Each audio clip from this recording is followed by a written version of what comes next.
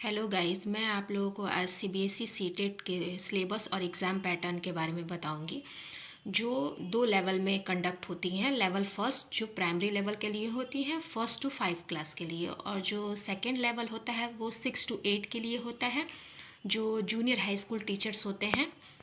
जिसमें जो सब्जेक्ट्स होते हैं वो प्राइमरी लेवल पे 5 सब्जेक्ट्स आते हैं, और जो सेकेंडरी लेवल होता है उसमें 4 सब्जेक्ट आते हैं, जिसमें फोर्थ नंबर जो होता है उसमें अपने स्पेसिफिक सब्जेक्ट लाइक मैथ्स और साइंस होते हैं, और सोशल साइंस वालों के लिए उनके स्पेसिफिक सब्जेक्ट्स होते हैं जो उसके कंसर्न होते हैं। जो प्राइमरी लेवल होता है उसमें पहला पेपर होता है वो चाइल्ड डेवलपमेंट का, बाल विकास एवं शिक्षण का होता है, 30 नंबर का। तो इसमें 30 प्रश्न आते हैं और 30 अंकों के होते हैं। पहली बात तो ये है कि सीटेट एग्ज़ाम में कोई निगेटिव मार्किंग नहीं होती है, और अभी ये एग्ज़ाम्स ऑनलाइन कंडक्ट होने लगे हैं। पहले ये ऑफलाइन होते थे।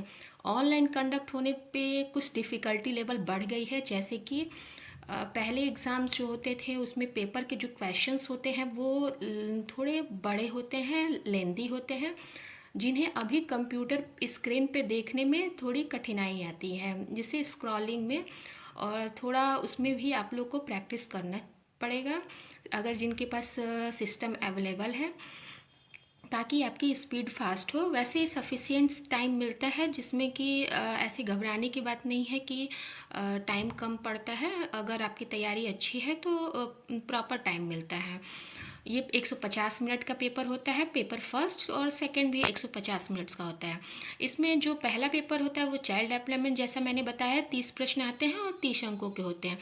इसमें आपको जो बीएड लेवल पे आपने पेपर पढ़े होंगे, चाइल्ड साइकोलॉजी का जो सेकंड पेपर फर्स्ट सेमेस्टर में कई यूनिवर्सिटीज़ में होते हैं, जैसा कि मैंने किया था, वहाँ फर्स्ट सेमेस्टर में ही सेकंड पेपर था, फर्स्ट फिलॉसफी था। उसको अगर आपने अच्छे से पढ़ा हुआ है, या आप और भी कुछ बुक्स ले सकते हैं। सबसे पहली बात तो आप तैयारी पहले शुरू करने से पहले आप इसके प्रीवियस ईयर के पेपर्स जहाँ से भी आपको मिल जाए, ऑनलाइन भी मिल सकते हैं, या आप यूथ की आती है जिसमें हर सारे प्रीवियस ईयर पेपर्स के एक सेलेक्टेड सारे क्वेश्चंस होते हैं और उसके एक्सप्लेनेशन भी होते हैं। उसको पहले आप सॉल्व करिए। पहले ये देखने की कोशिश करिए कि जो प्रीवियस ईयर में क्वेश्चंस आए हैं वो किस यूनिट से कितने क्वेश्चंस आए हैं और उनका लेवल क्या है। उसके बाद आप कुछ बुक्स जो साइकोलॉजी की हैं, चाहे डेवलपमेंट की, जो मार्केट में इजीली अवेलेबल हैं या ऑनलाइन भी अवेलेबल हैं, वो सारी आप परचेस कर सकते हैं। उससे भी अपने कॉन्सेप्ट्स क्लियर कर सकते हैं। और बाकी इस चैनल पे भी आपको इससे रिगार्डिंग जो टॉपिक वाइज जो सेलेक्टेड टॉपिक्स हैं चाइल्ड डेवलपमेंट के, उसके वीडियोस आने वाले टाइम पे प्रोवाइडेड होंगे, डेली अपडेट किए जाएंगे, उसे भी आप देख सकते हैं। फ़िलहाल जो आने वाले सीटेट एग्ज़ाम्स हैं उनके लिए ये फुल डिटेल्ड एक सीटेट की सिलेबस की आपकी जानकारी यहाँ पे दी जाएगी, जो आपके लिए हो सकता है कि आपके कॉन्सेप्ट क्लियर करने के लिए कि सीटेट के एग्ज़ाम की तैयारी कैसे करनी है, उसके लिए बेनिफिशियल होगा। और जो मैथ की प्रिपरेशन करनी होगी वो आपको गाइज 4 to 5 की आप जो एनसीईआरटी की बुक्स हैं उनके क्वेश्चंस लगाएं, और उससे भी थोड़े हायर आपको जाने होंगे, जैसे कि उसमें जो परसेंटेज या प्रॉफिट लॉस के क्वेश्चंस आते हैं वो ठीक ठाक होते हैं लेवल के। 1 to 5 में उतनी स्टैंडर्ड नहीं होती है, लेकिन जो साइंस के स्टूडेंट हैं जिनको 6 to 8 में भी देना है, उनके थोड़ा लेवल अपना ठीक करके, जैसे कि उसमें ज्योमेट्री के क्वेश्चंस ज़्यादा आते हैं तो उसको आपको देखना होगा। वो आप प्रीवियस ईयर जब सॉल्व करोगे उससे आपको क्लियर हो जाएगा कि आपको कैसे तैयारी अपनी करनी है। और जो लैंग्वेज होता है, लैंग्वेज फर्स्ट सेकंड, इसमें भी आपको बहुत ध्यान देना होगा, क्योंकि बहुत सारे स्टूडेंट इसमें भी गलत करते हैं। क्योंकि उसमें जो आप अगर लैंग्वेज फर्स्ट में आपने अगर हिंदी डाला हुआ है तो आपको पेपर में भी 2 हिंदी के पेपर दिखेंगे, तो उसमें आपको लैंग्वेज फर्स्ट वाला हिंदी करना होगा। अगर आपने लैंग्वेज सेकंड में हिंदी डाला है तो आपको लैंग्वेज सेकंड वाला करना होगा। इसमें भी बहुत सारे लोग गलती कर देते हैं, जिसकी वजह से उनका कहीं ना कहीं कुछ मार्क्स से क्वालिफाई नहीं होता है, तो इसको आपको ध्यान देना होगा।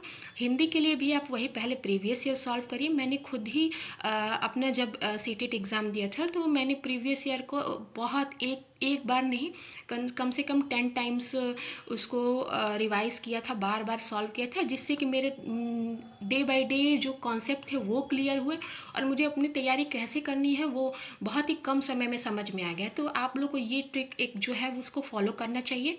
और जो इन्वायरमेंटल स्टडी का जो सिलेबस है वो बहुत ही सिंपल होगा और आपको पढ़ने के लिए मैंने जो किया था वो 1 to 5 जो 1 to 5 नहीं, सॉरी 3 to 5 के जो इन्वायरमेंट के मतलब जो बुक्स हैं वो मैंने एनसीईआरटी का ऐप मैंने डाउनलोड किया था प्ले स्टोर से, जिसका लिंक मैं आने वाले वीडियोस में डाल दूंगी। उसको आप वहाँ से डाउनलोड करें और उस बुक्स को ईजिली आप 3 to 5 के 3, 4, 5 के बुक्स को रीड करें, पढ़ें और उसको line to line A4 size के पेपर पे नोट करते जाएं। जो आपको लगते हैं कि इससे क्वेश्चन बन सकते हैं या जो इम्पॉर्टेंट फैक्ट्स हैं उनको नोट करते जाएं और एग्ज़ाम टाइम पे उसको रिवाइज़ करें।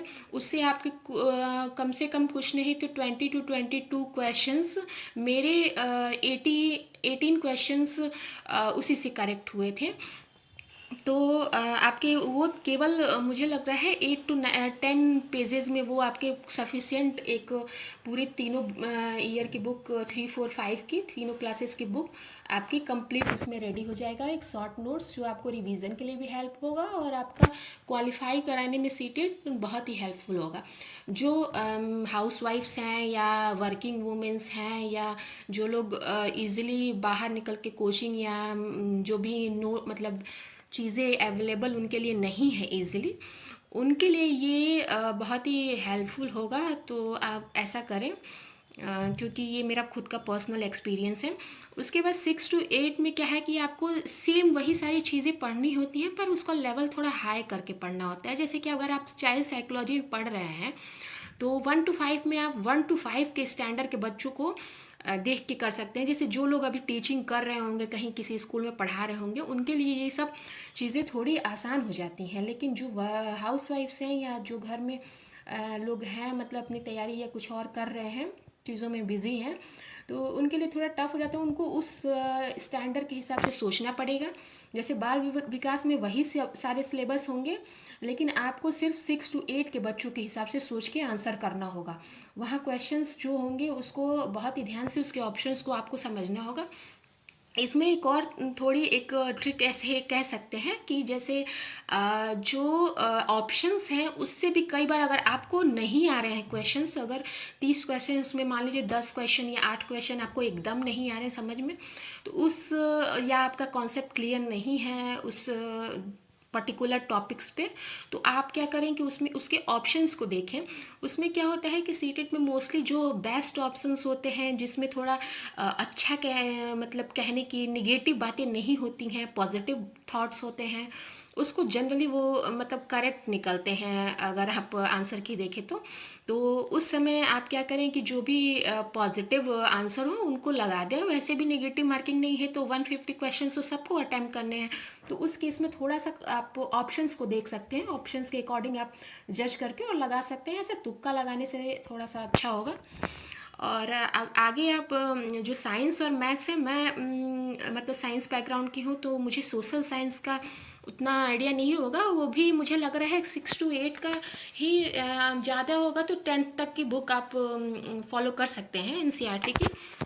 और साइंस मैथ में आपको 9-10 तक तो आपको लेके चलना पड़ेगा। जो एनसीईआरटी की बुक्स होती हैं उसको आप डाउनलोड करें और उसे रीड करें और उसके नोट्स बनाते चलें ताकि आपको रिवीजन के टाइम पे वो सारे नोट्स हेल्पफुल होंगे।